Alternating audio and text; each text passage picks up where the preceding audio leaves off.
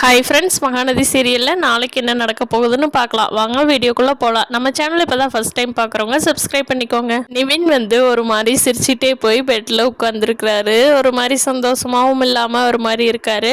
அதை பார்த்தா யமுனா, என்ன இன்னைக்கு சந்தோஷமாக இருக்கீங்க, என்ன விஷயம் அப்படின்னு கேட்குறாங்க. இல்லை யமுனா, ஒன்றும் இல்லை, சும்மா தான் அப்படிங்கிறாரு. அதுக்கு யமுனா இருந்துட்டு, காவேரி போய் பார்த்துட்டு வந்தீங்களா அப்படின்னு கேட்குறாங்க. நிவின்க்கு உடனே முகம் மாறிடுது. என்ன யமுனா, என்ன பேசுகிற நீ, நான் எதுக்கு போய் பார்க்குற அப்படின்னு கேட்குறாங்க.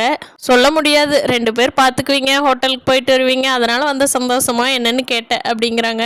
நிவின்க்கு உடனே ரொம்ப வருத்தமாயிருது. சி போ, உனக்கெல்லாம் யார் புரிய வைப்பா, நான் காவேரியும் பார்க்கல யாரையும் பார்க்கல, வேணா நீ போய் காவேரி ஃபோன் பண்ணி கேட்டுக்கோ உனக்கு சந்தேகமாக இருந்ததுன்னா அப்படின்னு சொல்லிட்டு படுத்துக்கிறாரு. காவேரி வேலை விஷயமா வண்டியில் போய்கிட்டு இருக்காங்க. அப்போது வெண்ணிலா குறுக்க வர்றாங்க. வெண்ணிலா காவேரியோட வண்டிக்கு தடுத்து நிறுத்தி, ஹலோ மேடம், என் பேர் தான் வெண்ணிலா, என்ன உங்களுக்கு ஞாபகம் இருக்கா அப்படின்னு கேட்குறாங்க. அதுக்கு காவேரி, ஓ நல்லாவே ஞாபகம் இருக்குது வெண்ணிலா, உன்னை நான் தானே விஜயோட வீட்டுக்கு கொண்டு வந்தேன், எனக்கு மறந்துருமா வெண்ணிலா, நீ வேணா மறக்கலாம் நான் மறப்பனா அப்படின்னு சொல்கிறாங்க.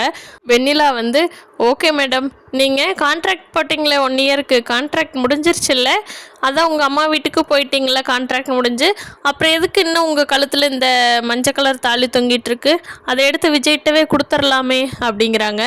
ஹலோ, அதை சொல்கிறதுக்கு நீங்கள் யாருங்க, அது எனக்கு தெரியும், நான் என் வேலையை பார்த்துக்கிறேன், நீங்கள் உங்கள் வேலையை பார்த்துட்டு போயிட்டே இருக்கலாம் அப்படிங்கிறாங்க நம்ம காவேரி தைரியமாக.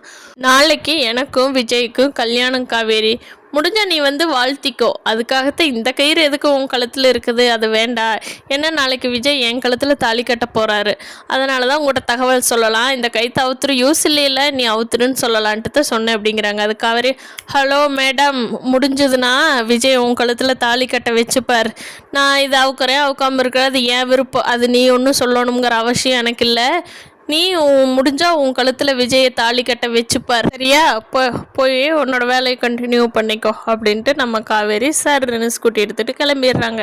பார்க்கலாம் ஃப்ரெண்ட்ஸ், கண்டிப்பாக வெண்ணிலாக்கும் விஜய்க்கு மேரேஜ் நடக்க போகிறதில்ல. இந்த கல்யாணத்தை வச்சு என்னென்ன ட்விஸ்ட் வரப்போகுதுன்னு பார்க்கலாம். நம்ம சேனலை பிடிச்சிருந்தா லைக் பண்ணிக்கோங்க. நீங்கள் என்ன நினைக்கிறீங்கன்னு கமெண்ட் பண்ணுங்கள். தேங்க்யூ.